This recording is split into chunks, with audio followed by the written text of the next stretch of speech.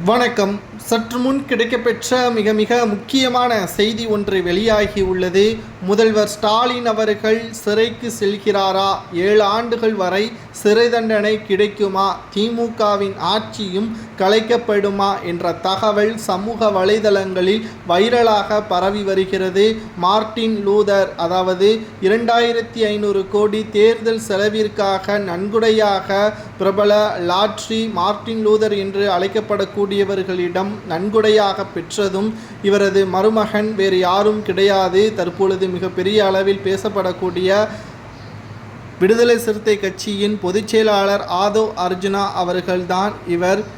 2 நாட்களுக்கு முன்பாக எல்லோருக்குமான தலைவர் அம்பேத்கர் புத்தக நூல் வெளியீட்டு விழாவில் தமிழகத்தில் மன்னராட்சி தான் நடைபெறுகிறது என்றும் பிறப்பால் ஒருவர் முதல்வராக எப்படி தேர்வு செய்ய முடியும் என்று ஸ்டாலினையும் உதயநிதியையும் குறிப்பிட்டு பேசியுள்ளார். மேலும் தமிழக வெற்றி கழகத்தின் தலைவர் விஜய் அவர்கள்தான் அனைத்து அநியாயங்கள் நடக்கக்கூடிய இடங்களுக்கு சென்று அதற்கான தீர்வுகளை வழங்க வேண்டும். அப்போதுதான் இது உங்களது மக்களின் விழிப்புணர்வாகவும் தமிழகத்தில் அடுத்த தலைமுறையினர்கள் அரசியல் என்றால் என்ன என்பதை கற்பிக்கக்கூடிய வகையில் அமையும் என்றும் பேசியிருந்தார். இது பற்றி வெளியாகக்கூடிய ஒவ்வொரு கருத்துக்களும் விடுதலை சிறுத்தை கட்சியின் தலைவர் தொல் திருமாவளவன் அவர்களுக்கு மிகப்பெரிய ஒரு அழுத்தத்தை ஏற்படுத்தியுள்ளது. இதனால் விடுதலை சிறுத்தை கட்சியின் தலைவர் தொல் திருமாவளவன் அவர்கள் ஆதவ் அர்ஜுனா அவர்களை கட்சியிலிருந்து நீக்குவதாகவும் அறிவித்திருக்கிறார்.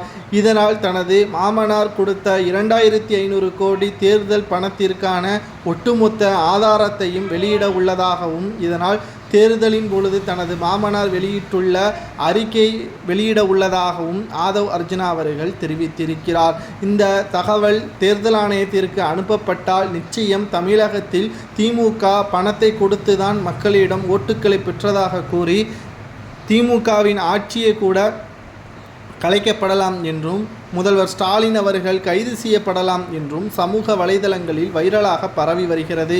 மேலும் இந்து அறநிலைத்துறை அமைச்சர் சேகர்பாபு அவர்கள் ஆதவ் அர்ஜுனா யார் என்று எங்களுக்கு தெரியாது என்றும் நேற்று பேட்டி ஒன்றை கொடுத்துள்ளார். திமுகவிற்கு எதிராக பேசக்கூடியவர்கள் அனைவரும் எங்களுக்கு எதிரானவர்கள் என்று உதயநிதி மறைமுகமாகவும் தாக்கியுள்ளார். விஜய் என்பவர் அரசியலில் கத்துக்குட்டி என்றும் உதயநிதி ஸ்டாலின் அவர்கள் இதை பேசலாமா என்று சமூக அரசியல் ஆர்வலர்களும் தங்களது கருத்துக்களை பதிவு செய்து வருகிறார்கள். திராவிட முன்னேற்ற கழகத்திற்கு மிகப்பெரிய ஒரு தலைவலியாக விஜய் அவர்கள் தற்பொழுது அரசியல் பயணத்தை தொடங்கியிருப்பதாக பாஜக மாநில தலைவர் அண்ணாமலை அவர்கள் கருத்துக்களை பதிவு செய்திருக்கிறார்.